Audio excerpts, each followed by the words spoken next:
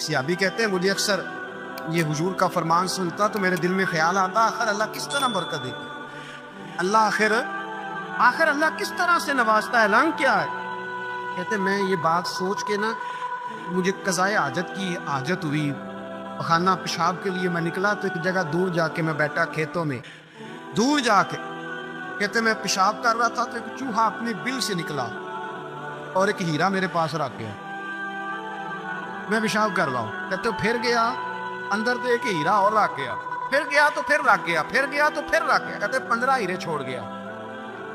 اب میں فارغ ہوا، وہ ہیرے اٹھائے گھر نہیں لے کے گیا، مسجد نبوی میں گیا کہ حضور سے پوچھوں میرے لیے جائز بھی ہے کہ نہیں، بلوں سے نکل رہے ہیں، بلوں سے پیسے نکل رہے ہیں، ہمارے سارے بلوں میں چلے جاتے ہیں، بلوں سے پیسے آ رہے ہیں، سیاپا کو برکت دیکھیں عبادت، بلوں سے پیسے آ رہے ہیں، دل سے فرماتے ہیں میں وہ ہیرے اٹھائے تو در رسول پہ، جب میں نے پہلا قدم رکھا نا مسجد نبوی میں مجھے بتانا نہیں پڑا، میرے مصطفیٰ نے میرا چہرہ دیکھا اور مسکرا کے فرمایا پتہ چلا ہے اللہ کس طرح نوازتا ہے، خبر ہوئی ہے اللہ کس طرح نوازتا ہے؟ فرمایا رب کی بارگاہ میں جھکے رہو، وہ تمہیں وہاں سے دے گا تمہارا گمان بھی نہیں گیا ہو، اس کے حضور تو آؤ، اس کی جانب تو توجہ کرو۔ بندگی کی اپنی ایک لذت ہے، سجدے کا اپنا ایک ذائقہ ہے۔ اگر آپ نبی کریم سید عالم صلی اللہ تعالیٰ علیہ وسلم کی عبادات کو ملاحظہ کریں نا تو سرکار کی زندگی میں کثرت ہے عبادت۔ اعلان نبوت سے پہلے کتنے کتنے مہینے حضور غار حرا میں عبادت، تنے تنہا، ہر میں کعبہ قریب تھا لیکن وہاں رش ہوتا تھا، لوگ ہوتے تھے، فرمایا میں اکیلے میں اپنے رب کو منانا چاہتا ہوں۔ کتنے کتنے ایام حضور غار حرا میں عبادت کرتے۔ پھر صحابہ کرام علیہ رضوان فرماتے کہ مدینہ منورہ میں حضور کا یہ رنگ ہوتا، اتنے لمبے سجدے کرتے کہ لگتا روح مبارک کی پرواز کرتے، اتنے لمبے سجدے کرتے۔ حضرت سیدنا معاذ بن جبل رضی اللہ تعالیٰ عنہ فرماتے 3 دن ہو گئے حضور چلے گئے، مدینے میں نظر ہی نہیں آ رہے، صحابہ پریشان، ابو بکر صدیق، عمر فاروق، عثمان غنی، مولا علی ڈھونڈتے پھرتے، حضور سید عالم صلی اللہ علیہ وسلم کا پتہ نہیں۔ فرماتے جناب صدیق اکبر گھومتے گھومتے جبل سلا کی پہاڑی کے قریب گئے، ایک چرواہا بکریاں چرا رہا تھا، اس سے پوچھا تم نے میرے محبوب کو تو نہیں دیکھا؟ تو کہنے لگا مجھے نہیں پتا تمہارے محبوب کون ہے۔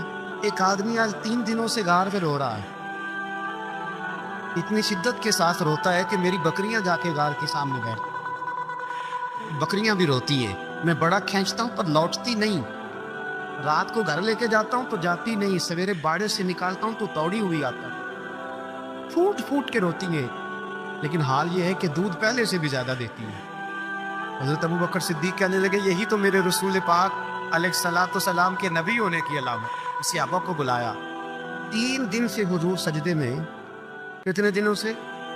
جہاں سجدہ لمبا ہو جائے تو امام کے پیچھے لوگ بھاگنے لگتے ہیں کہ صاحب آپ تو فارغ ہیں، مجھے تو ڈیوٹی پہ بھی جانا۔ 3 دن سے حضور سجدے میں، اتنا طویل سجدہ، اتنا طویل، صحابہ کہتے ہیں قدموں میں جا کے لگے، محبوبہ بس کریں آ جائیں۔ حضور نے فرمایا رب نے سورہ ہود نازل کر دی ہے، سخت حکم آ گئے ہیں، وہ کہتا ہے میں تیری امت سے حساب پوچھوں گا، میں اپنے رب کو منا رہا ہوں، بکر جاؤ مجھے منا لینے دو۔ حضور نے ہمیں بتلایا ہے کہ رب کو سجدہ کرے تو رب مانے، اس کو منانے کا طریقہ سجدہ کرنا ہے، جھکنا ہے، عبادت کرنا ہے، کب مانے گا تو میں آؤں گا۔ تڑپتا ہے صحابہ، اور ایک روایت ایسی بھی ہے کہ جب بات نہ بنی تو حضرت فاطمہ سے عرض کی، حضرت فاطمہ شام کا سناٹا چھایا، اپنے آپ کو کپڑوں میں لپیٹا، دائیں بائیں شہزادوں کے لیا تو حضور کی بارگاہ میں گئی، کہنے لگی محبوبہ بس کریں گھر آ جائے، مدینہ سونا ہو گیا ہے، مسجد نبی کی دیواریں بھی روتی ہیں، یا رسول اللہ ستون مجھ سے آپ کا پوچھتے گھر آئیں۔ نبی پاک نے فرمایا فاطمہ تو بھی دعا کر، میں بھی دعا کرتا ہوں۔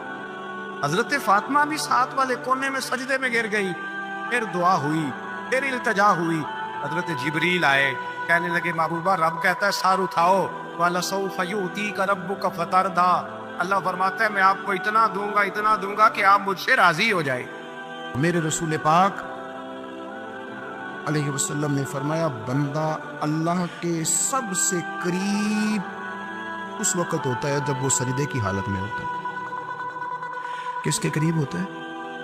اللہ کے سب سے قریب ہوتا ہے، وہ بڑا نیڑے ہے رب کے، بڑا قریب ہے، اس لیے کہ وہ حالت سجدہ میں، وہ جب سجدے کرتا ہے نا اس کی بارگاہ میں جب جھک جاتا ہے۔ آپ ذرا سجدے کی کیفیت دیکھیں نا، زبان بھی یہاں ہے، آنکھ بھی، یہاں ہے کان بھی، عقل بھی ساری، اس نے سارا کچھ رکھ دیا سجدے میں۔ آپ وہ کبھی پیچھے جائیں تو دیہاتوں میں کہا جاتا تھا ناک سے لکیریں نکالو، بہت بڑی سزا ہوتی تھی نا، ناک سے لکیریں نکالو، بڑی سزا ہوتی تھی۔ تو اس نے کہا مالک مجھے کسی نے کہا نہیں، پر دیکھنا میں نے رکھ دی ساری عقل سجدے میں، اور رکھ کے کہا کیا سبحان ربی یا اللہ، اللہ میں پست ہوں تو اعلیٰ، اللہ تو میرا رب ہے اور تو سب سے اعلیٰ اتنا۔ اور فرمایا جب یہ اس کیفیت میں ہوتا ہے تو پھر یہ اپنے رب کے قریب ہوتا ہے۔ کثرت عبادت، نوافل۔ ہمارے ہاں عمرے کی قراندازی محفلوں پہ ہونے لگ گئی ہے، حالانکہ حدیث سے ثابت نہیں۔ میں دوستوں سے کہتا ہوں جائز ہے، کرنی چاہیے، عمرے کی قراندازی جائز ہے، پر کسی حدیث میں نہیں آئی کہ قراندازی کرو عمرہ کرو۔ حدیث میں قراندازی یہ آئی ہے کہ نبی پاک علیہ السلام نے فرمایا تمہیں پتہ چل جائے نا پہلی صف کا ثواب کتنا ہے، تم قراندازی کرو۔ عمرے کی قراندازی کا تو پوسٹر چھپتا ہے، تو یہ والی قراندازی کب ہونی ہے؟ ہونی چاہیے کہ نہیں؟ حضور نے فرمایا تمہیں پتہ چلے کہ اس کا ثواب کتنا، تو تم قراندازی کرو، تم قرآن ڈالو۔ جب آپ نماز پڑھ رہے ہوتے ہیں، جب آپ کا مصلی آباد ہوتا ہے، صلاح الدین ایوبی ایک بزرگ سے ملاقات ہو گئی، بیت المقدس پر قبضہ تھا عیسائیوں کا، تو صلاح الدین بڑے پریشان تھے۔ بابا جی کہنے لگے پتر کیا ہوا؟ کہنے لگے حضور پتہ چلا ہے دشمن کے 2 بحری بیڑے اسلحہ لے کے آ رہے، مسلمان پہلے ہی کمزور ہیں، اور اب اگر 2 بحری بیڑے اور آ گئے تو حضور مسئلہ بن جائے گا۔ تو میں پریشان ہوں کہ کس طرح یہ کم اسلحے والی ہماری فوج ہے کیسے مقابلہ کرے گی۔ تو بابا جی کہنے لگے پتر اس طرح کرنا، آج رات تو بھی دعا کرنا اور میں بھی کروں گا، تو بھی دعا کرنا، آپ ناراض نہ ہونا، ہم تو پیروں والے ہیں، ہم تو پیروں کے نوکر غلام ہیں، ہمارا تو گزارا ہی نہیں، ہمیں تو ملتا ہے سارا کچھ وہاں سے۔ پر میرا سوال یہ ہے کہ تعویذ لینے جاتے ہو نفل کیوں نہیں پڑھتے؟ رات اللہ اللہ کیوں نہیں کرتے؟ یہ بھی تو ہمارے بزرگوں کا ہی طریقہ ہے، انہوں نے تو ہمیں سکھایا ہے۔ صلاح الدین ایوبی سے بزرگوں نے کہا کہ رات آج نا اللہ اللہ کرنا، تو میں تیرے لیے دعا کروں گا، تو بھی دعا کرنا۔ تو بندہ جب دکھی ہوتا ہے تو سجدہ کرتا ہے، تو پھر ہی تو مصلی بھیگ جاتا ہے، پھر ہی تو مزہ آتا ہے۔ سکھی بندہ تو کعبے جا کے نہیں روتا، دکھی تھے، تکلیف تھی، تو سر رکھا سجدے میں تو تڑپ گئے۔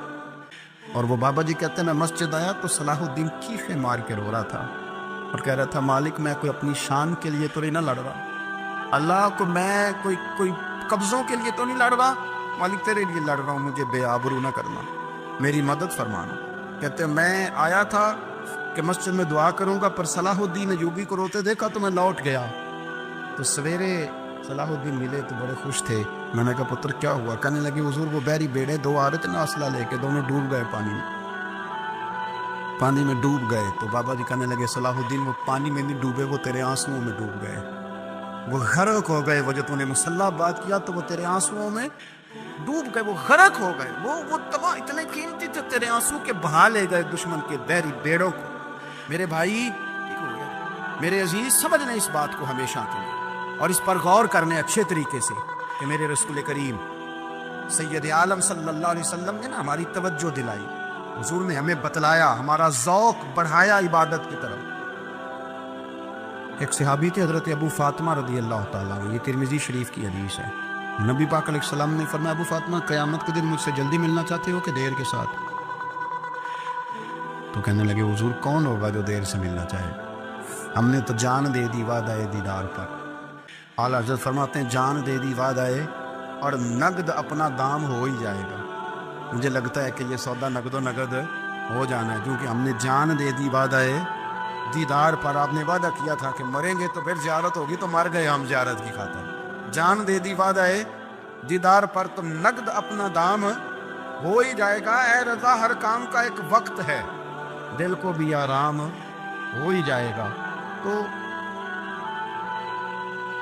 حضرت ابو فاطمہ رضی اللہ تعالیٰ عنہ سے نبی پاک صلی اللہ علیہ وسلم نے فرمایا جلدی ملنا چاہتے ہو کہ دیر سے؟ عرض کی حضور فٹافٹ ملنا ہے، میں نے قیامت کے دن آپ سے جلدی ملنا ہے۔ تو نبی پاک علیہ السلام نے فرمایا پھر اس طرح کرنا، دنیا میں رہ کے سجدے زیادہ کرنا، پھر سجدے زیادہ کرنا، قیامت میں ملاقات جلدی ہو جائے گی، قرب ملے گا تمہیں اپنے بچوں کے اندر۔ لیکن نا ہم شوق پیدا کرتے ہیں، ہمیں صحیح لفظ نہیں بولنے آتے، پر ہم بچوں میں شوق پیدا کرتے ہیں کہ پتر ڈاکٹر بن جائے گا تو بڑا نفع کرے گا تو، تو لوگوں کی خدمت کرے گا، ملک و ملت کی خدمت کرے گا، تیرے ابا کا نام روشن ہوگا، تیرے دادا کی تعریفیں ہوگی. ہم یہ ذوق پیدا کرتے ہیں. ہم اپنے نوجوانوں کے اندر یہ فکر پیدا کرتے ہیں، انہیں ہم سمجھاتے ہیں کہ میاں جب تم پڑھو گے، محنت کرو گے تو فلاں آدمی کی طرح تمہارا نام ہوگا. یہ جتنا ذوق ہم بچوں کے اندر ان چیزوں کو پیدا کرتے، ہمیں حکم ہے کسی طرح ہم ذوق پیدا کریں کہ پتر نماز پڑھے گا تو اللہ راضی ہو جائے گا، تو سجدہ کرے گا. دیکھیں نا میرے رسول کریم علیہ السلام نے فرمایا 7 سال کے بچے کو مسجد لے کے جاؤ، یعنی اسے شوق دلاؤ، اس کے اندر یہ خاصیت پیدا کرو کہ اس کا دل کرے مسجد میں جانے، اس کے اندر یہ خصوصیات لاؤ کہ وہ ہمارے ہاں نا ہر چیز کو پروموٹ کیا جا رہا ہے، ہر چیز یعنی سر سنگیت سکھانے کے لیے اکیڈمیاں بن گئی، ہر شے پروموٹ ہو رہی ہے.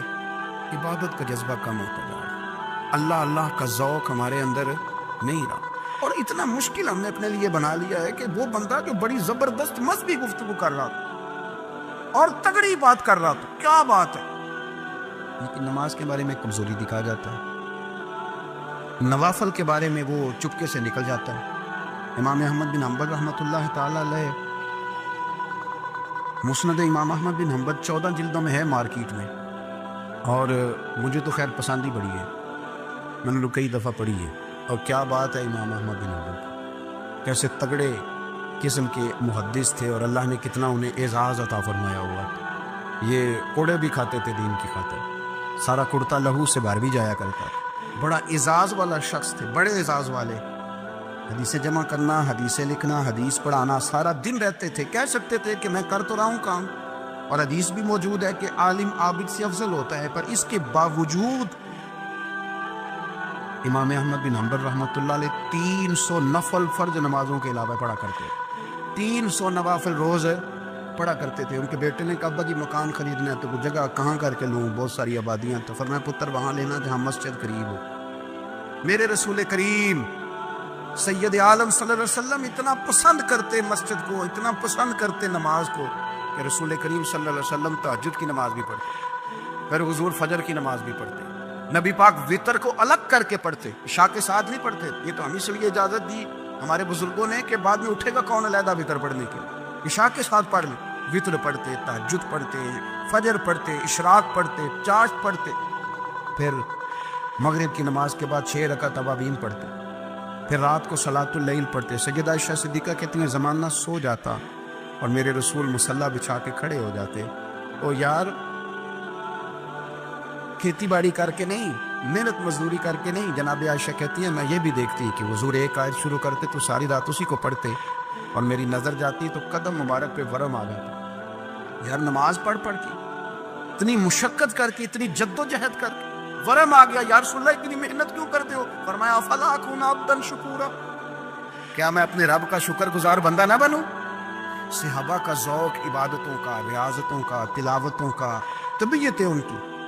وہ ایک دوسرے کو، حضرت مولا علی شیر خدا کرم اللہ تعالیٰ وجہ الکریم کے زمانے میں روم کے بادشاہ نے کہا یار یہ مسلمانوں کا پتہ تو کرو، یہ آخر کیوں اتنے زیادہ مجاہد ہیں. اس زمانے میں جاسوس بھیجنے کا مزاج تھا، اب تو جاسوس پکڑا جاتا ہے، اب تو جاسوس ہے، اور جاسوسی کا شوق ویسے آج بھی ہے. عرض کروں تھوڑی سی بات اس عنوان سے، پتہ کیا ہمارا مسئلہ ہے؟ ہم جہاں جاتے ہیں نا وہاں تھوڑی خوشبو سونگنے کی کوشش کرتے ہیں. وہ کیا ہے تو یہ کیا ہے تو ادھر کیا ہے تو تھوڑا سا ادھر کیا ہے. میرے رسول پاک پڑھیے درود شریف، سارے پڑھیے ذرا زور سے، صلی اللہ تعالی. نبی پاک علیہ السلام نے فرمایا جاسوسی نہ کرنا ورنہ تم بندوں کو خراب کر دو، اور فرمایا اس طرح نہ ہو کہ تم کسی کے اب کھول نہ نکلو تو تمہارے پہلے کھول جائیں. یہ جو ذوق ہے نا یہ ختم کریں، چھوڑیں. مطلب آپ کس چکر میں پڑے ہوئے، اتنی زیادہ توجہ کرنے کی کیا ضرورت ہے؟ نے کام سے کام رکھی، اس میں بندہ تھوڑا سا نا آسان رہتا ہے. یہ جو بہت زیادہ ٹٹولنے والے لوگ ہوتے ہیں نا وہ بیچارے پھر عمر ٹٹولتے ہی گزار دیتے ہیں، اس لیے کہ مزاج ہی بہت پکا ہے. بوری کا منہ کھول کے اندر تک ہاتھ ڈالنا، تو پھر کئی دفعہ سامنے سے بچھو بھی لڑ جاتا ہے، خرابی ہوتی. تو جاسوسی کی جاتی تھی. اس نے بھی جاسوس بھیجے کیونکہ قبیلوں کے لوگ تھے، کچھ مسلم کچھ کافر، پہچانے نہیں جاتے تھے لوگ، تو کچھ لوگ اس نے بھیجے. انہوں نے آ کے نا تحقیق کی،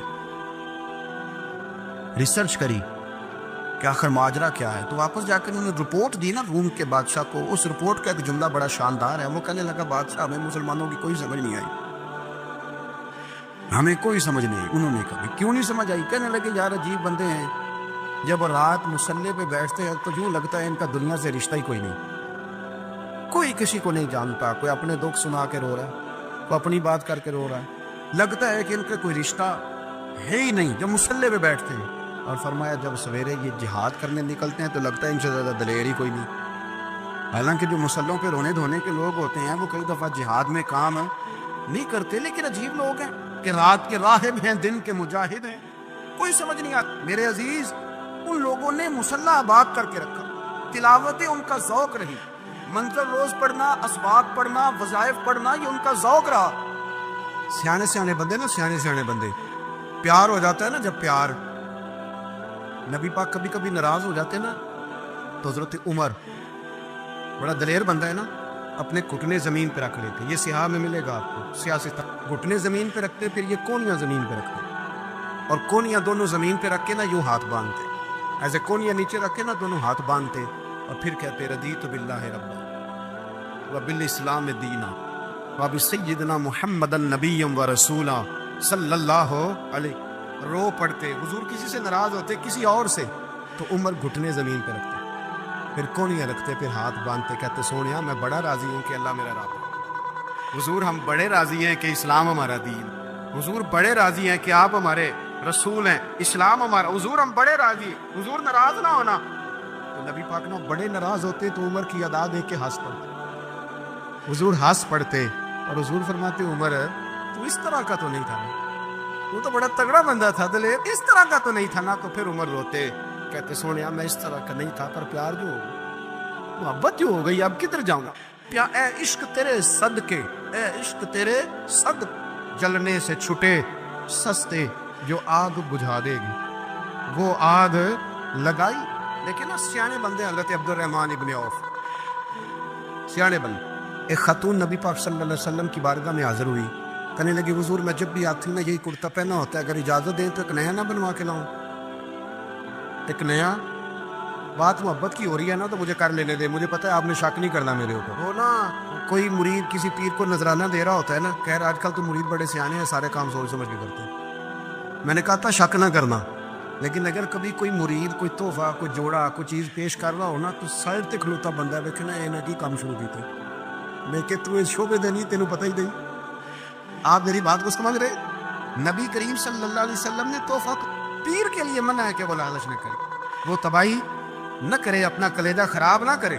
لیکن بی بی نے کہا حضور ایک کرتا بنا کے لاؤں، اور شارحین کہتے ہیں زیادہ بی بی امیر بھی نہیں تھی وہ بھائی، لے آؤں۔ اس کا پیار دیکھا نا تو مدینے والے رسول کہنے لگے لے آؤ۔ آپ بات کو سمجھیں، کچھ تحفوں میں خلوص ہی بڑا ہوتا ہے، واپس کیسے کریں گے آپ؟ وہ تو بات بڑی دور نکل جاتی، حضور نے فرمایا لے آؤ۔ وہ کہتے ہیں میں نے بڑے پریم سے، پنجابی میں کہہ دوں تو بڑی ریج نال، وہ کہتے ہیں میں نے کرتا بنایا، اس پہ کچھ میں نے کام بھی کیا، اور پلیٹ میں رکھ کے تھال میں لے کے بی بی آ جاؤ، بخاری میں موجود ہے۔ اور جب وہ آئی نا، رسول کائنات صلی اللہ علیہ وسلم نے اس کی آنکھیں دیکھی تو فرمایا پہن کے دکھاؤں؟ اس نے کہا نہیں۔ حضور فرمانے لگے پہن کے دکھاؤں؟ کہنے لگی حضور کرم ہو جائے تو بڑی بات ہے۔ سرکار اسی وقت اندر گئے، پرانا کرتا اتارا اور نیا پہنا، اور جب لے کے آئے نا تو بیچاری کچھ نہیں بولی، آنکھوں میں آنسو آئے، میری خدمت جو قبول ہو گئی، میری خدمت جو قبول ہو گئی، میرے اوپر کرم ہو گیا۔ وہ روئی، حضور نے بڑا پسند کیا کرتا، وہ بی بی چلی گئی۔ شارحین کہتے ہیں وہ کوئی اور صحابی نہیں، حضرت عبد الرحمن ابن عوف تھے۔ حضرت عبد الرحمن ابن عوف عشرہ مبشرہ صحابی، وہ شان والے شخص جن کے پیچھے حضور نے نماز ادا فرمائی، اور اتنے مالدار کے مدینے میں سب سے مالدار بندہ۔ حضرت عبد الرحمن ابن عوف فرمانے لگے حضور کو دیکھ کے یا رسول اللہ بڑی پیاری لگ رہی ہے کبھی۔ حضور کیا بات ہے یا رسول اللہ، کمال ہو گئی، میں نے تو اس طرح کا رنگ روپ دیکھا ہی نہیں کبھی کرتے کا، جو آج یہ آپ کے ساتھ لگ کے یہ کرتا رنگ روپ اختیار کر گیا، کیا بات ہے حضور۔ اب کو زیادہ تعریف کرے تو مطلب کیا ہوتا ہے؟ کیا مطلب ہوتا ہے؟ آپ تو سیانے بندے ہیں نا جی، کیا مطلب ہوتا ہے؟ اللہ اکبر۔ تو وہ خاتون نہ دے گئی، چلی گئی۔ حضرت عبد الرحمن نے بڑی تعریف کی تو حضور فرمانے لگے تجھے چاہیے؟ تو ہنس پڑے، کہنے لگے سونے مہربانی ہو جائے تو پھر تو بڑی بات ہے۔ میں نے تو بڑی جم کے تعریف کی۔ سرکار اندر گئے، وہی کرتا جو اتارا تھا دوبارہ پہنا، یہ کرتا لے کے باہر آیا، حضرت عبد الرحمن ابن عوف کا دیا۔ سرکار حجرے میں چلے گئے، صحابہ بول پڑے، کہنے لگے عبد الرحمن سیانا بندہ یار تو تجھے پتہ ہے حضور کے کرتے کو پیبند لگے ہوئے؟ اگر کرتا آ ہی گیا تھا تو تو نے فوراً رکھ لیا، مانگ لیا، تعریف کرنے لگا، تجھے پتہ ہے سرکار انکار نہیں کرتے۔ جناب عبد الرحمن ابن عوف رو پڑے، حضور نے کہا تو پکا جنتی ہے، عشرہ مبشرہ سے آپ نے رو پڑے۔ فرمانے لگے میرے دوستو تمہارا کیا خیال ہے، میں نے پہننے کے لیے لیا، تو کس لیے لیا ہے؟ رو پڑے، آنکھیں آنسوؤں سے بھر گئی، کہنے لگے داڑھی سفید ہونے لگی ہے، وقت قریب آنے لگا ہے، میں نے تو کرتا اس لیے لیا ہے کہ میں اپنے گھر والوں کو وصیت کروں گا کہ جب میں مر جاؤں تو نبی پاک کے اس کرتے میں مجھے کفن دے۔ میں نے تو کفن کے لیے لیا ہے، کفن کے لیے، کفن کے لیے۔ لوگوں نے بڑی کمائیاں کی ہوتی ہیں نا، کچھ لوگوں کے پاس کوئی کمائی نہیں ہوتی۔ بعض رشتہ دار قریبی پوچھتے ہیں کہ زندگی بیت گئی، کمایا کیا ہے؟ کہنا پڑتا ہے میں اپنی حیاتی تو قربان تھی ماں، بس محمد محمد پکینے کو لڑکی، بس محمد محمد پکیندے گزر گئی، تے حد نال احمد صدیندے گزر گئی۔ بیدم شاہ بارسی کہتے ہیں جب میں قبر میں جاؤں گا نا، میں مروں گا تو فرشتے آئیں گے میری قبر میں اور آ کے ٹٹولیں گے، کفن ٹٹولیں گے، مرنے کے بعد کفن ٹٹولیں گے، پتہ کریں گے بھلا یہ کیا لے کے آئے۔ تو بیدم شاہ بارسی کہتے ہیں پسے مردن فرشتوں نے جو تلاشی لی تو کیا نکلا، فقط ایک دل کے گوشے سے خیال مصطفیٰ نکلا۔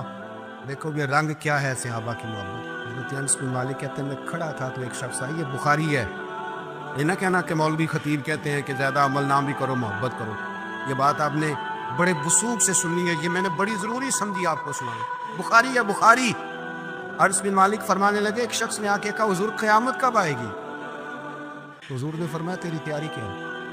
کہنے لگا حضور نہ زیادہ نفل، نہ زیادہ تلاوتیں، نہ زیادہ سجدے، فرض پڑھتا ہوں، حقوق کا خیال رکھتا ہوں، پر کوئی کثرت نہیں۔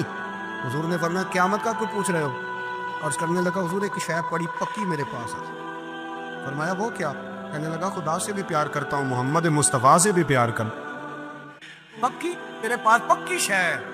ہر عمل کی جزا ہوتی ہے، اس کا ثواب ہوتا ہے۔ حضور نے ثواب بیان کیا، ثواب نبی پاک نے بیان کیا۔ حضور فرمانے لگے رب رسول سے پیار کرتے ہو؟ یا رسول اللہ ہاں۔ حضور رزلٹ کا اعلان کرنے لگے، صحابہ کہتے ہیں کان کھڑے ہو گئے۔ نبی پاک فرمانے لگے سن پھر، تو جس سے محبت کرتا ہے نا، قیامت کے دن اس کے ساتھ مل کے جنت میں جائے۔ حضرت انس بن مالک رضی اللہ تعالیٰ عنہ فرماتے ہیں وہ تو چلا گیا، میں نے فٹافٹ عرض کی، میں نے کہا حضور پہ ایک بات میں بھی کر لوں؟ حضور نے فرمایا کرو عرض کی حضور مجھے خدا سے بھی پیار ہے، مصطفیٰ کریم سے بھی پیار ہے، مجھے ابو بکر سے بھی بڑا ہی پیار ہے، مجھے عمر سے بھی بڑا پیار ہے۔ حضور فرمانے لگے انس کوئی مسئلہ نہیں، چاروں مل کے اکٹھے جنت میں جائیں گے، اکٹھے جائیں گے انشاءاللہ تعالیٰ، اکٹھے جائیں گے۔ حضرت انس بن مالک اب حضرت انس بن مالک رزلٹ سناتے ہیں، فرماتے ایک اس دن خوشی ہوئی تھی جس دن کلمہ پڑھا تھا، ایک اس دن خوشی ہوئی جس دن مدینے والے رسول مدینے میں آ گئے، اور ایک اس دن خوشی ہوئی جس دن نبی پاک نے فرمایا جو جس سے پیار کرے گا جنت میں اس کے ساتھ ہی مل کے داخل ہو۔ آؤ کبھی کبھی نا فضائل سنا کرے نبی پاک، رات کو نا سرکار کی شانیں سن کے سویا کرے، پیار کرے، کہیں بھی کوئی حضور کی عظمت کی بات سنے، معراج کی بات سنے، نعت سنے، اپنے بچوں کے کانوں میں حضور کے تذکرے سنا، انہیں کہ پتر آج کچھ نہیں کرنا، آج صرف مدینے والے پہ درود و سلام پڑھنا۔ آپ کو بتاؤں کچھ نشے انسان کو ٹھنڈا کر دیتے، سکون دیتے، اور وہ نشے کون سے ہیں؟ وہ سارے محبت کے نشے۔ اگر حضور سے پیار کرو گے نا تو یقین کرو رات کو تمہیں کتابیں بلائیں گی کہ یار مجھے پڑھ، میرے اندر تیرے نبی کی شان لکھی ہوئی۔ آپ کو تقریریں بلائیں گی، تقریریں بلائیں گی کہ آؤ میرے پاس آؤ۔ کبھی کبھی نا ویسے پیار کرے، کبھی مسواک سے کر لیا، کبھی سرمے سے کر لیا، کبھی پگڑی سے کر لیا، کبھی کبھی شوق پیدا کرے، درود پاک پڑھ، محافل میں جائیں، اپنے بچوں کو نا نعتیں سکھائیں، انہیں کہیں کہ کبھی کبھی نا سرکار کے نام پہ مست ہونا چاہیے، محبت کو فروغ دیں، محبت کو فروغ دیں۔ آپ یقین کریں کبھی کبھی بڑا ہی مزہ آتا، کبھی کبھی بڑا ہی، میں بس میں بیٹھا تھا، میرے بالکل آگے ایک آدمی بیٹھا تھا اور ساتھ والے کو سمجھا رہا تھا یا رسول اللہ نہیں کہنا چاہیے، اس نے بڑا لیکچر دیا، تھے بھی وہ آپس میں نے بات کرنی چاہیے تو کہنا جی ساڈا آپس دا مسئلہ ہے، وہ جو ہمارا ہم ذہن تھا وہ بھی کہنے لگا جو ساڈا آپس دا مسئلہ ہے تسی نہ بولو۔ اب وہ جو سمجھانے والا تھا اس کی عمر زیادہ تھی، جس کو سمجھا رہا تھا اس کی تھوڑی تھی۔ یہ چیزیں کبھی کبھی مجھے بڑا غصہ آ رہا تھا کہ یار میری مداخلت بھی پسند نہیں کر رہے ہیں بھی آپس میں ہیں، کریں تو کیا کریں، اس نے بڑا لیکچر دیا، بڑا لیکچر دیا، بڑا لیکچر دیا، اور اینڈ آ گیا، اترنے کا وقت آ گیا، بات ختم ہونے لگی، وہ بچہ نہ جی جی کرنے لگا۔ میں بھی تھوڑا پریشان تھا کہ کہیں اس کا قائل تو نہیں ہو گیا، اور جب اترنے لگا نا، اٹھ کے کھڑے ہوتے ہیں نا، کبھی وزن دے کے کبھی بیٹھتے، تو کرسی تو اٹھنے سار کہندا یا رسول اللہ مدد۔ وہ ساری موت جو تھی نا، یا رسول اللہ مدد، وہ جو بڑی تیرے سے دلیل تیرا تھا نا، وہ آندا ہے تو تے خیر کر چڑی، کہندا تو لگو رہو نا، میں انجی کہنے روز یا رسول اللہ مدد، یا رسول اللہ۔ کیا کہتے ہیں اعلیٰ حضرت؟ مثل فارس زلزلے ہو نجد نے یا رسول اللہ کی کثرت کی تھی، یا رسول اللہ کی۔ حضرت سعدی رحمۃ اللہ نے لکھا ہے کہ ایک درویش کہتا ہے کہ میں نے دیکھا کہ کعبے کا میں طواف کرنے گیا تو رات کے وقت ایک شخص پتھر پہ سر رکھ کے روتا ہے اور کہتا ہے مالک مہربانی کرنا، میں نے 40 سال تیری ڈیوٹی کی ہے، میں نے کو 2-4 دن کی قبول کر لینا، میں نے 40 سال تیری نوکری کی، قبول فرما لینا، قیامت میں رسوا نہ کرنا۔ وہ شخص کہتے، بزرگ کہتے، میں سمجھا آپ کو بڑا گناہگار ہے، تو میں جا کے اسے تسلی دیتا ہوں، میں کہتا ہوں کوئی نہیں فکر نہ کر، اللہ بڑا کریم ہے، وہ بڑا گناہگار ہے، رو رہا ہے۔ کہتے ہیں جب میں قریب گیا اور میرے قدموں کی آہٹ اس بزرگ کے کانوں تک گئی اور انہوں نے سر اٹھایا تو میں تو تڑپ گیا، یہ تو بغداد کے پیر غوث اعظم جیلانی ہے۔ کہا میں نے 40 سال کی ہے تیری ڈیوٹی، تیرے دین کی نوکری، وہ 2-4 دن کی، چل زیادہ نہیں، تو اسے قبول کر لینا تاکہ بات بن جائے۔ ایک ہوتی ہے انسان کی مجبوری، معذوری، عذر، ایک ہوتی ہے اس کی لاپرواہی۔ ان دونوں چیزوں میں زمین و آسمان کا فرق ہے۔ یہ جو لاپرواہی ہوتی ہے یہ کسی بھی شخص سے منسلک ساری چیزوں کو ہی خراب کر دیتی ہے۔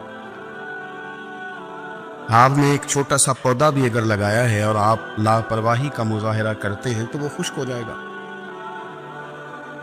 تیجے مالی جیندے ہوں تو پھر بوٹے سوکدے نہیں۔ اگر آپ اس کی پرواہ کرتے ہیں، اس پر توجہ دیتے ہیں تو اس کی نشو و نما ہوگی، وہ آگے بڑھے گا، وہ ترقی کرے گا، وہ ایک تناور درخت بن جائے گا۔ جس چیز کی بھی آپ پرواہ نہیں کرتے، آپ اپنی صحت کی ہی اگر پرواہ نہیں کرتے، آپ نے کبھی نہیں دیکھا کہ یہ کھانا جس ہوٹل سے میں کھا رہا ہوں یہ کوئی معیاری ہے یا بالکل غیر معیاری ہے، آپ نے کبھی پرواہ نہیں کی کہ مجھے کوئی اپنی خوراک کا وقت مقرر کرنا چاہیے اور مرتب طریقے سے مجھے غذا لینی چاہیے، تو آپ بیمار ہو جائیں گے۔ لاپرواہی آپ کسی چیز کی بھی کریں، غفلت آپ کسی چیز پر بھی کریں، بات کو شخص آپ کو سمجھا رہا ہوتا ہے، آپ کو گھر والے کوئی بات کہہ رہے ہوتے ہیں، لیکن چونکہ آپ غیر حاضر ہیں، لاپرواہی سے سن رہے ہیں، غفلت سے سن رہے ہیں، تو آپ کو پوچھنا پڑتا ہے کیا کہا تھا آپ نے؟ کیوں بھلا یہ ہوتا ہے کہ آپ غفلت میں تھے؟ یہ جو غفلت ہے نا، غفلت یہ بڑی نقصان دہ چیز ہے، یہ انسان سے تعلق رکھنے والی ہر چیز کا برا حال کر دیتی ہے۔ ہم نہ تو اب کمزور ہیں، نہ ان پڑھ ہیں، نہ چھوٹے ہیں، نہ جدید دور کے تقاضوں سے ہم نا آشنا ہیں۔ کسی شخص سے بھی آپ گفتگو کریں گے تو اللہ کے فضل سے وہ ڈھیر ساری چیزوں کا ادراک رکھتا ہے، سمجھ رکھتا ہے، شعور رکھتا ہے۔ وہ آپ کے ساتھ جب گفتگو کرتا ہے تو محسوس ہوتا ہے کہ وہ ساری چیزوں کو سمجھ رہا ہے، خطرات سے بھی آگاہ ہے، خوشخبریوں سے بھی آگاہ ہے، آنے والے وقت میں کون سی چیزیں نقصان کا باعث بن رہی ہیں اور کون سے پھول خوشبو دینے جا رہے ہیں، وہ سب چیزوں کو جانتا ہے۔ لیکن اس کے باوجود جو اتنی زیادہ کمزوری امت میں آ گئی ہے، اس قدر زیادہ ٹوٹ پھوٹ کا جو ہم شکار ہیں، تو زیادہ تر مسئلہ ہماری لاپرواہیوں کا ہے، ہم غفلتوں کا شکار ہیں۔ غفلت ایک خوفناک چیز کا نام ہے، یعنی جو بندہ پرواہ نہیں کرتا، توجہ نہیں دیتا، خیال نہیں کرتا اپنی ذمہ داریوں کا، وہ شخص فساد کا باعث بنتا ہے، وہ نقصان کرتا ہے، وہ اذیت ناک حد تک چیزوں کو لے جاتا ہے۔ آپ کو بہرحال پرواہ کرنی پڑتی ہے۔ یہ جس دور میں میں اور آپ ہیں نا، یہ لہو و لعب کا دور ہے، کھیل تماشے کا۔ کھیل تماشا ہمیشہ انسان کو لاپرواہ کر دیتا ہے۔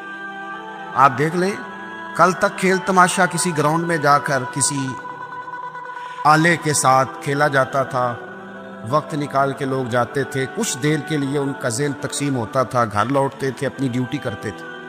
اب کھیل تماشے ہماری جیبوں میں آ گئے، چھوٹا آدمی، بڑا آدمی، اس سے بڑا آدمی، وہ سب اس کھیل تماشے میں مبتلا ہیں، اور وہ مذاق کی کیفیت اتنی دور چلی گئی ہے، میں بڑی معذرت کے ساتھ یہ بات عرض کرنے لگا ہوں کہ بعض اوقات بڑے بھی اس چیز کا شکار ہو کر اس طرح کی بات کرتے ہیں کہ چھوٹے ادھر ادھر دیکھ رہے ہوتے ہیں کہ کیا اس کو یہ بات کرنی چاہیے تھی، لیکن چونکہ ساری رات ساری صبح لگ ہی اس کھیل تماشے میں گئی ہے، لہو و لعب میں گئی ہے، مزاج بن گیا ہے، قوم سنجیدہ نہیں رہی۔ آپ کسی شخص سے بھی بات کر رہے ہوتے ہیں تو وہ چاہتا ہے کہ کچھ دیر میں گپ شپ کروں، کھیل تماشا کروں، شغل مغل کروں، میں گزر جاؤں۔ سنجیدگی فکر، مزاج کا ٹھہراؤ۔ اور درویشوں نے تو شکوہ کیا ہے کہ عمر بیت گئی، لوگوں کی عمر بیت گئی، ہڈیاں کمبن، گوڈے کھڑکن، اڑ گیا لک تیرا، اجے بھی گناہ تو باز نامے، واہ واہ مرد دلیرا۔ میاں صاحب کہنے لگے یہاں تک تو پہنچ گیا ہے کہ ہڈیاں کمبن اور تیرے گوڈے کھڑکن تے اڑ گیا لک تیرا، اجے بھی گناہ تو باز نامے، او واہ واہ مرد دلیرا۔ وہ تو اتنا دلیر ہو گیا کہ جب تجھے چاہیے تھا کہ اب ہی تیرے ہاتھ میں استغفار کی تسبیح آتی، اب ہی تجھے سجدے کا ذوق ہوتا۔ ہم اتنے زیادہ غفلت کا شکار ہیں، آپ یقین کریں۔ دیکھو، معافی ہوتی ہے عذر کی، معافی ہوتی ہے معذوری کی، غفلتوں کی معافی۔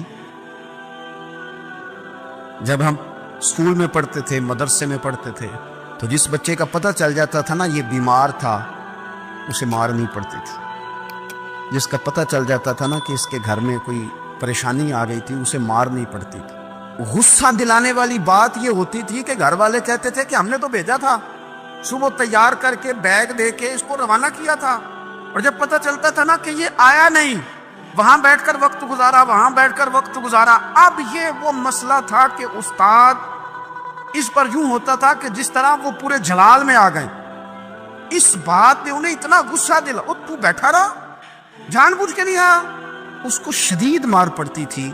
جب ہم بڑے ہوئے، کتاب و سنت کو دیکھا تو کچھ چیزیں عجیب سی سمجھ میں آئیں۔ سیاستہ میں حدیث موجود ہے کہ صحابہ کرام علیہم رضوان فرماتے ہیں کہ ایک جنگ کا موقع تھا، تو وہ رستے بڑے سخت تھے، دشوار گزار گھاٹیاں تھیں، بڑی مشکل سے ہم نے وہ راہیں طے کی۔ ہمیں لگا کہ اس جہاد پر ہمیں بہت اجر ملے گا، اور پھر ہمارے دلوں میں یہ بھی خیال آتا تھا کہ فلاں فلاں فلاں فلاں تو صحابی آئے نہیں، وہ تو گھر میں رہے۔ اللہ کے محبوب صلی اللہ تعالیٰ علیہ وسلم نے ہمارے ان خیالات کو بھانپا، اور کریم فرمانے لگے تمہیں اس جہاد پر بڑا اجر ملے گا، لیکن یاد رکھنا تمہارے کچھ بھائی ہیں جو گھروں میں بیٹھے ہیں، مجبوریوں نے، آزمائشوں نے، پریشانیوں نے، عذر نے انہیں آنے نہیں دیا۔ جتنا تمہیں صبر کر کے، مشقت جھیل کے، سفر کر کے جہاد کا ثواب ملے گا، اتنا ہی انہیں گھر بیٹھے بیٹھے بھی ثواب ملے گا۔ آئے نہیں، یہ کس بندے کا معاملہ ہے جو عذر والا ہے؟ اور اگر کسی کے اجتہاد میں غفلت ہو گئی، حضرت کعب بن مالک رضی اللہ تعالیٰ، یہ بھی صحیح بخاری میں، کل چلا جاؤں گا، حضور تو جہاد پہ چلے گئے لیکن اجتہاد میں غفلت ہو گئی، کل چلا جاؤں گا، پرسوں جاؤں گا، ترسوں، فرماتے میں جا ہی نہیں سکا، حضور واپس آ گئے۔ جن منافقوں نے جھوٹ بولے جا کے کہ یہ مسئلہ ہو گیا تھا، یہ مسئلہ ہو گیا تھا، ان کو تو مل گئی معافی، لیکن میں چونکہ مخلصین میں سے تھا خدا کے فضل سے، اور ہو گئی تھی غفلت، 50 دن نبی کریم مجھ سے ناراض رہے۔ 50 دن اللہ کے لیے، تو رب کے رستے میں جہاد کرنے نہیں آیا، 50 دن حضور ناراض رہے۔ فرماتے تھے مدینے کی گلیاں میری تھیں، سب میرے اپنے تھے، پر کریم جو ناراض تھے تو کوئی پھر سلام بھی نہیں لیتا تھا۔ مجھے یوں لگتا تھا کہ مجھے دیکھ کر ہوائیں اور فضائیں بھی رستے بدل جاتی ہیں۔ 50 دن میں مسجد میں آتا تھا، جب میں چہرہ ادھر کرتا تو حضور مجھے دیکھتے، اور جب میں حضور کو دیکھتا تو کریم چہرہ بدل لیتے، میں ویکھاں تے یار نہ ویکھے، تے جدوں نہ ویکھاں ادوں ویکھے، ایڈے نصیب کتھوں تکڑی دے، میرے وچ ویکھن دے ویکھے، غلام فریدہ بوئے یار دے مرنا ہے، پاویں ویکھے یا نہ ویکھے۔ ختم ہو گئی بات۔ حضرت کعب بن مالک کہتے 50 دن کے بعد پھر رب کریم نے میری توبہ قبول کی اور مدینے والے رسول نے اعلان فرمایا جو عذر کی وجہ سے نہیں جا سکے مجبوری سے انہیں گھر بیٹھے بیٹھے ثواب ہے، لیکن جن کے اجتہاد میں غفلت ہوئی، سمجھنے میں غفلت ہوئی، کل پرسوں ترسوں چلے جائیں گے، ان سے 50 دنوں کی ناراضگی ہے۔ کتنے لوگ ہیں جن کی فجر گزر جاتی ہے بستر پہ، زور گزر جاتی ہے پھٹے پہ گپوں میں، عصر گزر جاتی ہے چائے پینے میں، مغرب اور عشاء موبائل پہ لیٹے لیٹے بیت جاتی ہے، اور ان سے آپ گفتگو کریں تو وہ دانشور ہیں، آپ بات کریں تو پنچایت ختم کرنے والے لوگ ہیں، آپ ان سے بات کریں تو وہ عالمی سیاست پر نظر رکھتے ہیں، آپ گفتگو کریں تو شعور کی اعلیٰ گتھیاں سلجھاتے نظر آتے ہیں۔ خدا مجھے ایسی خدائی نہ دے کہ اپنے سوا کچھ دکھائی نہ دے۔ یہ غفلتیں ہیں، یہ شورش ہے، یہ اپنے منہ سے خود میاں مٹھو بننا ہے۔ اس غفلت کو تھوڑا سا توڑا جائے ورنہ زنگ لگ جاتا ہے صلاحیتوں کو۔ جو لوگ تھوڑے دن موٹر سائیکل نہیں نہ چلاتے ان کے لیے مشکل ہو جاتا ہے پھر اس کو سٹارٹ کرنا بھی۔ ہمارے استاد کہا کرتے تھے جو لوگ پڑھاتے نہیں انہیں کتابیں بھولنے لگ جاتی ہیں، جو لوگ کوئی کام کرتے نہیں پھر وہ آہستہ آہستہ وہ زنگ آلود ہو جاتا ہے، وہ کہتے ہیں اب نہیں ہو سکتا تم سے، اب مشکل ہے۔ سجنوں، دوستوں، بزرگوں، بھائیوں، جو لوگ شروع میں عبادتوں کے عادی نہیں ہوتے، وقت ضائع کرتے ہیں، بڑھاپے میں دل کرتا ہے توبہ ہو جائے، لیکن اپنے ماتھے کو سجدے کی عادت ہی نہیں ڈالی، یہ جسم جھکنا اس کا عادی نہیں ہوا کہ رب کی بارگاہ میں جھکے، اس کا مزاج ہی نہیں تہجد پڑھنے کا، سارا کچھ ہو جاتا ہے۔ میں نے سیاست کرنے والے، پنچایت ختم کرنے والے، چودراہٹ کرنے والے، وزاداری رکھنے والے راتوں کو تہجد پڑھتے بھی دیکھے ہیں، میں نے قرآن پاک سے پیار کرتے دیکھے ہیں، میں گواہ ہوں بہت سارے لوگوں کا، یہ کام ہو جاتا ہے۔ شرط یہ ہے کہ بندہ اپنی غفلت کی پٹی تھوڑی دیر کے لیے کھولے۔ دوسری بات یہ کہ ہم خوش فہمیوں میں بڑا زندہ ہیں، بڑا زندہ ہیں، بڑا اوہو، یعنی 2 4 5۔ کچھ لوگ کہتے ہیں اللہ کریم بڑا ہے۔ اللہ اگر کریم بڑا ہے نا میرے بھائی، تو نبی پاک صلی اللہ علیہ وسلم نے فرمایا وہ بڑا بیوقوف ہے جو خدا کی رحمت کی امید بھی رکھے اور اللہ کو ناراض بھی کرے، تو بیوقوف بندہ ہے۔ اگر وہ کریم ہے تو پھر تو محبت میں ہی اس کی بات مان، بات تو پھر بھی نہیں مان رہا۔ کچھ لوگ کہتے ہیں نبی پاک صلی اللہ تعالیٰ علیہ وآلہ وسلم شفاعت کریں گے، بھئی ہمارا تو سہارا ہی اس بات پہ ہے، حضور سفارش کریں گے، پر نبی پاک نے درجنوں جگہوں کہا ہے جو میرے طریقے پہ نہ چلے فلیس منا، مجھ سے نہیں۔ حضور نے فرمایا جو بڑے کی توقیر نہ کرے، چھوٹے پہ رحم نہ کرے، وہ مجھ سے نہیں۔ فرمایا جو ملاوٹ کرے وہ ہم میں سے، تو یہ جسے بھی تو یاد رکھو نا، شفاعت کی بات انکار نہیں، حضور گناہگاروں کی ہی کریں گے، لیکن یہ حضور نے جو ہمیں اسباق پڑھائے یہ کس لیے پڑھائے؟ یہ بھی تو ہماری سمجھ کے لیے ہے نا۔ یہ ساری چیزیں ہم نے غفلت بنا کے اپنے اوپر اوڑھ لی۔ اور پھر سب سے بڑی بات یہ، جو لوگ جنت کے وارث اور مالک ہیں نا، کریم محبوب نے فرمایا یہ جو میری بیٹی فاطمہ ہے جنتی عورتوں کی سردار ہے، تو یہ تو جنت کی مالکہ اور وارثہ ہیں، وہ تو ساری رات ہی نماز پڑھتی تھی، تو سارا دن عبادت کرتی تھی، پاک سب سے زیادہ تو ان کو تھا، تو یہ تو 1 منٹ کے لیے مصلی سے جدا نہیں ہوئے۔ اور جنہوں نے صرف امید لگائی ہے، کوئی ان کے پاس ڈگری نہیں، وہ بن کے بیٹھ گئے ہیں، وہ کہتے ہیں جناب جنت مطلب ہم جسے کہیں کہ معاذ اللہ وہ جائے گا، دوسرے کو جانے دیتے ہیں۔ اپنی زندگی میں خوش فہمیاں نہ لائیں، یہ غفلت پیدا کرتی ہیں۔ غفلت بڑی خطرناک چیز کا نام ہے، جب بندہ غافل ہو جاتا ہے۔ میں آپ سے ایک بات عرض کروں، حضرت عبداللہ ابن مسعود فرماتے ہیں کہ مومن رائی کے دانے کے برابر غلطی ہو جائے تو اسے لگتا ہے میرے سر پہ پہاڑ کھڑا ہے، اور فرمایا جو منافق ہوتا ہے نا وہ پہاڑ کے برابر گناہ کر کے کہتا ہے بات ہی کوئی نہیں، فلانا بھی کرتا ہے، یہ بھی کرتا ہے، ساری دنیا کر رہی۔ یہ نفاق کی علامت ہے، اگرچہ بعض نے اسے نفاق عملی کہا، اعتقادی نہیں کہا۔ عزیز دوست، جب آپ چھوٹی گناہ چھوٹی غلطی کرتے ہیں تو پھر وہ چھوٹی چھوٹی غلطیاں پہاڑ بنتی ہیں، چھوٹی چھوٹی۔ وہ حضور نے فرمایا نا جب تو ایک گناہ کرتا ہے تو تیرے دل پہ ایک دھبا لگتا ہے، نہ توبہ کرے تو دوسرا لگتا ہے، نہ کرے تو تیسرا، پھر دل کالا سیاہ ہو جاتا ہے۔ چھوٹی چھوٹی غفلتیں بڑی غفلتوں کو جنم دیتی ہیں، چھوٹی چھوٹی کمزوریاں بڑی کمزوریوں کو لے کے آتی ہیں۔ اسی طرح بخاری مسلم میں حدیث ہے، نبی پاک صلی اللہ تعالیٰ علیہ وسلم نے فرمایا کچھ لوگ کھلم کھلا گناہ کریں گے قیامت کے قریب، اعلانیہ۔ یا رسول اللہ صلی اللہ علیہ وسلم وہ کس طرح؟ تو حضور فرماتے ہیں انہوں نے رات کو غلطی کی تھی، رب نے ان کی غلطی پر پردہ ڈال دیا. انہوں نے سویرے اٹھ کے خود لوگوں کو بتانا شروع کیا، اور دیکھا میں نے رات یہ کیا معاذ اللہ. فرمایا جب انہوں نے اللہ کے پردے کو کھولا تو پھر رب نے بھی ان کا پردہ کھول دیا. او میرے دوستو بتاؤ نا، جس کے رب پردے کھول دے پھر کون ہے جو اس کی پردہ داری کرے؟ کون ہے جو پردہ پوشی کرے؟ حضور فرماتے اس نے کلم کلا گناہ، فخر سے بتاتے ہیں لوگ یہ کرتا. میں بڑے ادب سے عرض کروں گا بزرگوں کی خدمت میں جو بڑی عمر کے ہیں، جن کی اب اولادیں ہیں، اگر ان کی زندگی میں کچھ ایسی کمزوریاں ہیں تو بچوں کو سمجھانے کے لیے بھی اس کو ڈسکس نہ کریں.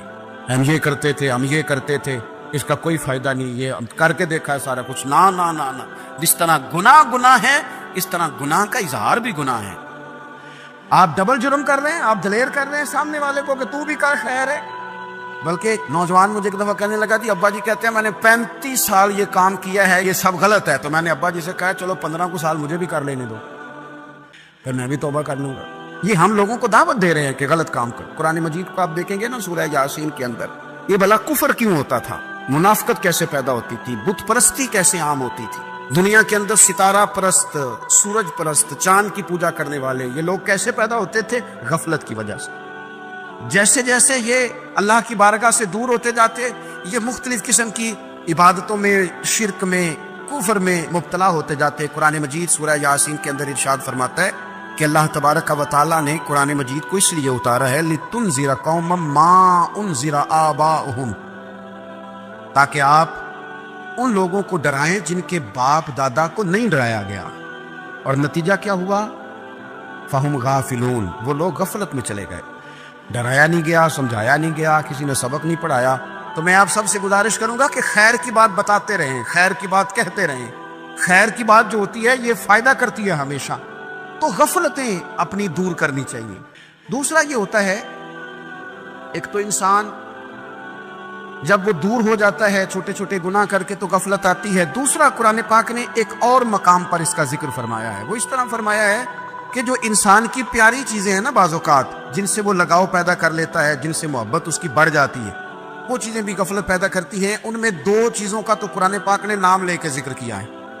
ویسے وہ ڈھیر ساری چیزیں ہیں، 1 2 3 نہیں. سیاست بھی بندے کو غافل کرتی ہے، دوستوں کی کثرت بھی بندے کو غافل کرتی ہے، کھیل تماشا بھی غافل کرتا ہے، پیسے زیادہ آنے لگ جائیں تو وہ بھی بندے کو غافل کرتے ہیں، تعریف کرنے والے زیادہ ہو جائیں تو وہ بھی غفلت میں مبتلا کر دیتے ہیں. بندہ کسی کرسی پہ بیٹھ جائے تو پھر بھی ادھر ادھر دیکھنے کو تیار نہیں ہوتا. یہ ساری چیزیں غافل کرتی ہیں. لیکن 2 چیزوں کا نام لیا قرآن پاک نے، فرمایا یا ایھا الذین آمنوا لا تلھکم اموالکم ولا اولادکم عن ذکر اللہ. فرمایا اے ایمان والو، کہیں ایسا نہ ہو کہ تمہاری اولاد اور تمہارا مال تمہیں اللہ کی یاد سے غافل کر دے. مال اور اولاد، بیوی کو، اولاد کو ایک مقام پہ قرآن پاک نے دشمن بھی کہا ہے. کب؟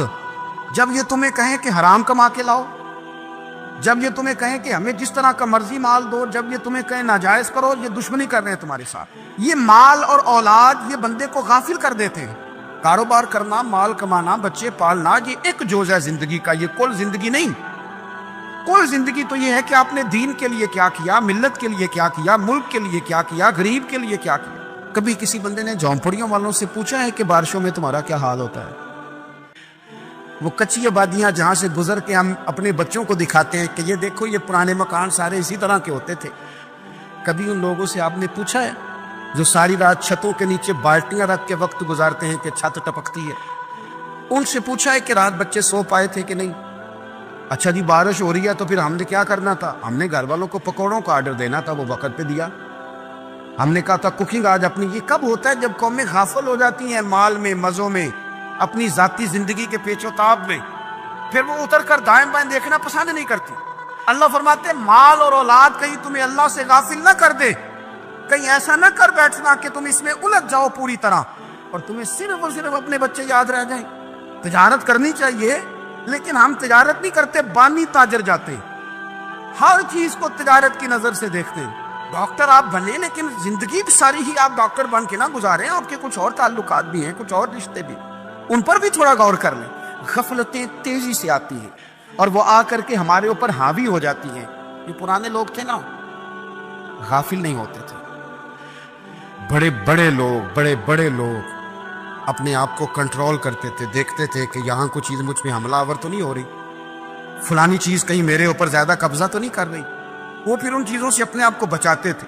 नफसानी ख्वाहिशात का गलबा या दोस्तों की तारीफ़ें या इधर उधर की चीज़ें, वो अपने आप को तेजी से उससे बचाते। उस रास्ते से इज्तनाब करो जो रास्ता गफलत लाता है, जो रास्ता तकलीफ में मुब्तला करता है। जो दम गाफिल सो दम काफिर। सानू ते मुर्शद हो ही पढ़ाया हो, हमें तो ये सबक दिया गया। मुझे कह लेने दें, हम में से ढेर सारे लोग हैं, पलट कर अपनी जिंदगी देखें, अपने आप पर गौर करें, तो हम इतने काबिल थे कि शायद हमें कोई अपने दरवाजे पर चौकीदार भी न रखता। लेकिन जब उसने नवाज दिया तो हमारे लहजे ही बदल गए, हमारा अंदाज ही कुछ और हो गया। शायद कोई हमसे सलाम भी ना लेता, लेकिन जब अल्लाह ने नवाज दिया तो लफ्ज़ और जुमलों के अंदर फिर हमारे वो रंग आ गया जो नहीं होना चाहिए। क्यों? कि माल आया तो गफलत लाया। हज़रत उमर फारूक के ज़माने में जब माल आता था तो वो रोया करते थे, फरमाते थे यहाँ जी आता है वहाँ गफलत भी आती। अपनी ज़िंदगी से गफलत का पर्दा उठाएं।